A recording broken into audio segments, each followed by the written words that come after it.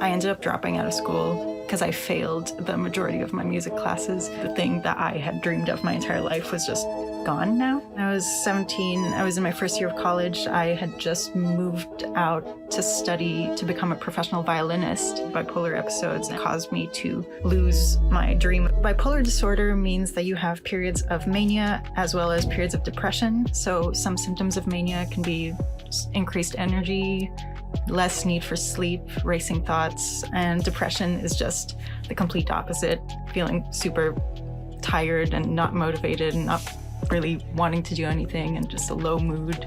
Can have suicidal thoughts. Big changes in my life kind of triggered my first hypomanic episode. Hypomania is basically a less extreme form of mania. I just felt like a very important person and I would put everyone down around me. I remember looking at my teachers and thinking that I was better at music than them and that therefore they had nothing to teach me. I thought I was too good for class. I was not sleeping at all. I was more impulsive than usual. I was more irritable when I'm hypomanic. It's like electricity running through my body, which I've described as an inexplicable high.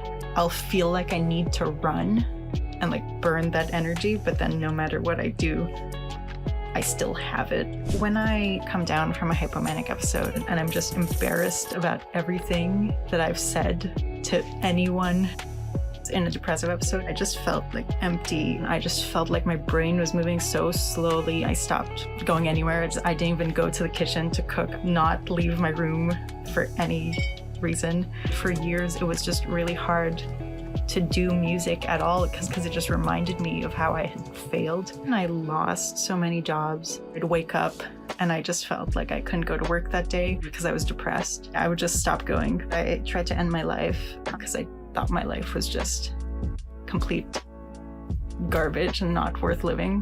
When I woke up and realized that I was still alive, I was super disappointed. I was actually hospitalized and I ended up staying for 2.5 months. When I was discharged, they put me into a dialectical behavioral therapy group.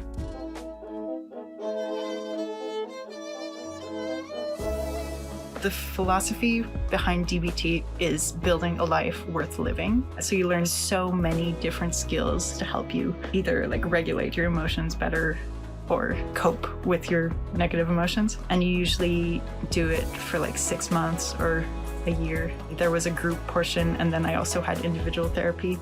Another thing that they make you do in DBT is fill out a diary card. You rate your different emotions on a scale of 1 to 5. And then your therapist looks at it. It's okay, let's talk about why did you have a 5 for anger on Friday? And I still use some of my DBT skills. And that I'll always be at risk for having another episode.